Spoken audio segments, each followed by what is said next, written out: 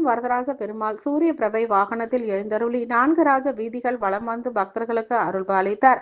காஞ்சிபுரம் வரதராஜ பெருமாள் ஆலயத்தில் வைகாசி பிரம்மோற்சவம் கொடியேற்றத்துடன் துவங்கி விமர்சையாக நடைபெற்று வருகிறது.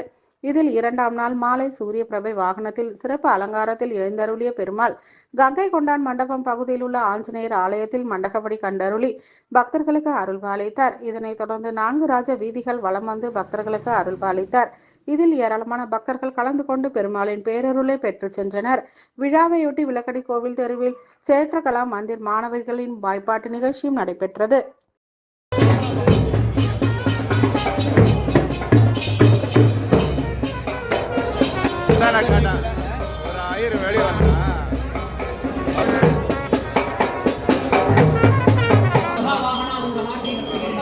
வரதராஜசுவாமி சூரிய பிரபையில வந்திருக்கார். தெளிவா அனுகிரகம் பண்ணணும்னு பிரார்த்திக்கிறார்.